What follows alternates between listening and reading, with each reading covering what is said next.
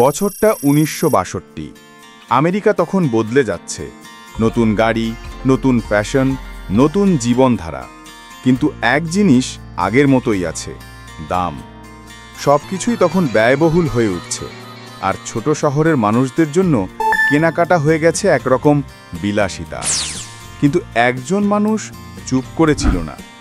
সে ভেবেছিল, কেন বড় শহরের লোকেরাই শুধু সস্তায় ভালো জিনিস পাবে? এই প্রশ্ন থেকেই জন্ম নিল এক বিপ্লব। স্যাম ওয়ালটন সিদ্ধান্ত নিলেন, তিনি খুলবেন এমন এক দোকান যেখানে মানুষ পাবে সবচেয়ে ভালো পণ্য সবচেয়ে কম দামে। তার মাথায় তখন একটাই ধারণা, ডিসকাউন্ট রিটেইলিং। এমন ধারণা যা তখনকার বড় কোম্পানিগুলোর কাছে পাগলামির মতো মনে হয়েছিল। ১৯৬২ সালের ২ জুলাই রজার্স, আরকানসাসে খুলল প্রথম ওয়ালমার্ট স্টোর। নামটার ভেতরে ছিল ২ শব্দের সংমিশ্রণ, ওয়ালটন প্লাস মার্ট। দোকানটা তখন ছিল মাত্র ১৬,০০০ স্কোয়ার ফুট, কিন্তু ভাবনাটা ছিল সীমাহীন। প্রথম দিনেই স্যাম নিজে দাঁড়িয়েছিলেন দরজায়। গ্রাহক আসলে হাসি মুখে বলতেন, ওয়েলকাম টু ওয়ালমার্ট। তিনি শুধু দোকান চালাতেন না, তিনি শিখতেন মানুষ কি চায়, কিভাবে ভাবে, কিসে খুশি হয়। তিনি বলতেন, কাস্টমার ইজ দ্য রিয়েল বস। কিন্তু ওয়ালমার্টের সাফল্য শুরু হতেই পুরো ব্যবসা দুনিয়া যেন হতবাক হয়ে গেল। তখনকার বড় বড় রিটেল কোম্পানিগুলো, সিয়ার্স, কেমার্ট, জেসি পেনি, তারা বিশ্বাসই করতে পারছিল না একটা ছোট শহরের দোকান কিভাবে এত সফল হচ্ছে। স্যামের উত্তর ছিল সহজ, আমরা ছোট শহরের জন্য আছি, বড়রা তাদের ভুলে গেছে, আমরা তাদের আপন করব। স্যাম বুঝেছিলেন, যেখানে অন্যরা লাভের জন্য দাম বাড়ায়, সেখানে তিনি লাভের জন্য দাম কমাবেন। এটাই ছিল তার খুচরা বিদ্রোহ, রিটেল রিবেলিয়ন। তিনি প্রতিদিন সকালে কর্মচারীদের একটাই কথা বলতেন, we are not in the business of making money from people, we are in the business of helping them save it. Walmart ছড়িয়ে পড়ল আগুনের মতো। মাত্র ১০ বছরের মধ্যেই ৫০টিরও বেশি দোকান খুলে ফেলল তারা। স্যামের কৌশল ছিল পরিষ্কার। ১. ছোট শহরে স্টোর খোলা, যেখানে প্রতিযোগিতা কম। ২. বড় অর্ডারে পণ্য কিনে দাম নামানো। এবং ৩. এফিসিয়েন্সিকে ধর্মের মতন মানা। স্যাম ওয়ালটন ধীরে ধীরে শুধু একজন ব্যবসায়ীই থাকলেন না, তিনি হয়ে উঠলেন এক দৃষ্টিভঙ্গির প্রতীক। যেখানে অন্যরা টাকা গুনত, সেখানে স্যাম গুনতেন বিশ্বাস। ১৯৭০-এর দশকে ওয়ালমার্ট যখন স্টক মার্কেটে তালিকাভুক্ত হল, তখন কেউ ভাবেনি এই কোম্পানি একদিন ছুঁয়ে ফেলবে পুরো পৃথিবী। কিন্তু স্যাম জানতেন, এটা কেবল শুরু। তার চোখে তখনও সেই প্রথম দিনের আগুন, যখন তিনি বলেছিলেন, I don't want to be number one in money, I want to be number one in people's hearts. বছরটা ১৯৭০। ওয়ালমার্ট তখন মাত্র ৩৮টা দোকানের মালিক।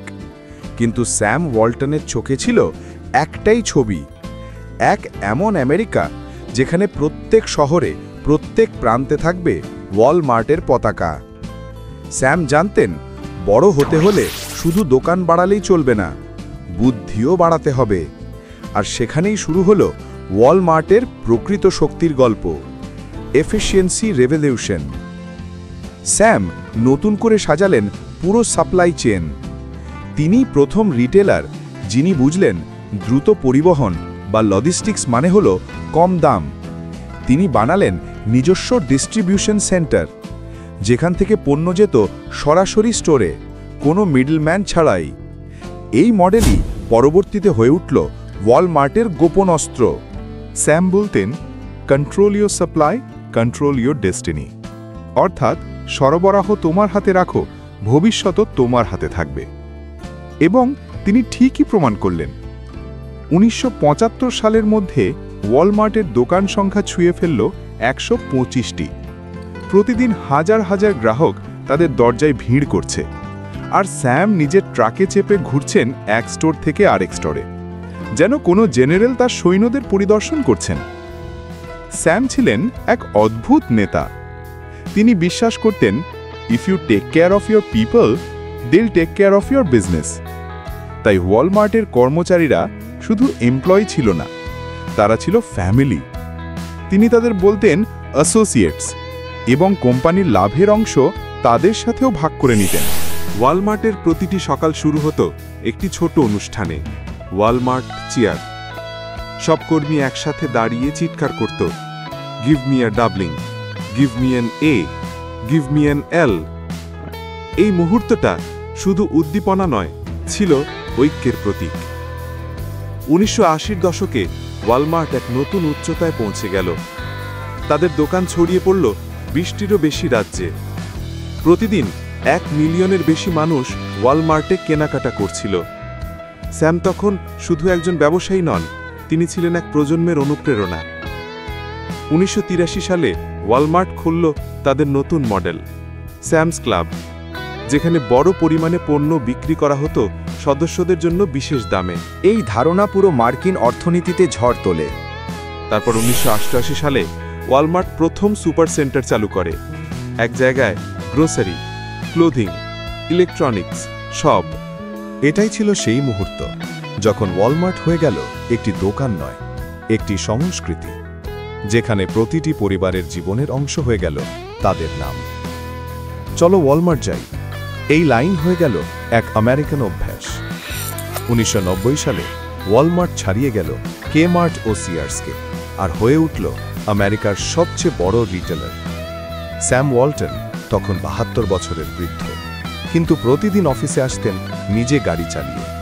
তিনি এখনও বিশ্বাস করতেন, success is never owned, it's rented, and a rent is due every day. অর্থাৎ সাফল্য কখনো কারো মালিকানা নয়, প্রতিদিন পরিশ্রম দিয়ে তাকে ধরে রাখতে হয়। 1992 সালে অবশেষে স্যাম ওয়ালটন পেলেন দেশের সর্বোচ্চ বেসামরিক সম্মান, the presidential medal of freedom. মঞ্চে দাঁড়িয়ে চোখে অশ্রু, মুখে একটিমাত্র বাক্য, if we work together we can do great things.